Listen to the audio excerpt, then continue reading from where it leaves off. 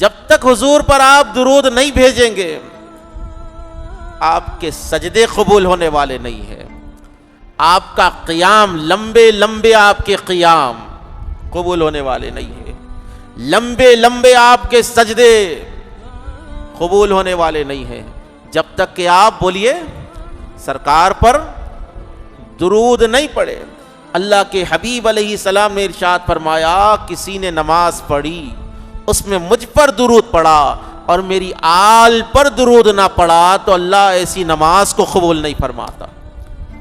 یعنی نبی و آل نبی پر جب تک درود نہ پڑھا جائے، سرکار پر، سرکار کے گھرانے پر جب تک درود نہ پڑھا جائے، اللہ آپ کے سجدوں کو نہیں قبول فرماتا، اللہ آپ کی نماز کو قبول نہیں فرماتا۔ تو سوچئے اس آدمی کا روزہ کیسے قبول ہو سکتا ہے جس کے محلے میں کوئی سید فاقے میں ہو؟ وہ آدمی کی عبادت کیسے قبول ہو سکتی ہے کہ جو پیٹ بھر کھا تو رہا ہے لیکن اس کے پڑوس میں کوئی سید زادہ فاقوں میں اپنی زندگی گزار رہا ہے؟ امت پر لازم ہے کہ وہ نبی کے گھرانے یعنی سیدوں کا خیال کرے۔ یہ کیسے؟ پوری امت کے غریبوں کی پوری امت کے غریبوں کی مدد کرو۔ سادات کی مدد نہیں ہو سکتی، خدمت ہو سکتی ہے، خدمت ہو سکتی ہے، سیدوں کی خدمت کرو، کیونکہ اللہ کے نبی نے ارشاد فرمایا اگر کسی نے 1 روپیہ 1 درہم عبد المطلب کی اولاد پر، ہاشمیوں پر، سیدوں پر یعنی سرکار کے گھرانے پر اگر کسی نے 1 روپیہ خرچ کیا، اللہ کے نبی ارشاد فرماتے ہیں میدان محشر میں میں محمد الرسول اللہ وہ 1 روپے کا بدلہ بھی میرے امتی کو عطا فرما دوں گا، شفاعت فرمائیں گے میرے آقا۔ لیکن آج بتائیے آپ کا تعلق سیدوں سے کیسا ہے؟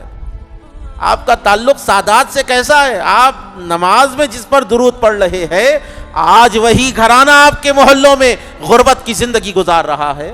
دل پر ہاتھ رکھ کر کہے کیا سیدوں میں غریب لوگ نہیں ہوتے؟ کیا سادات میں پریشان لوگ نہیں ہوتے؟ غربت تو سیدوں کا زیور ہے، غریبی سیدوں کا زیور ہے۔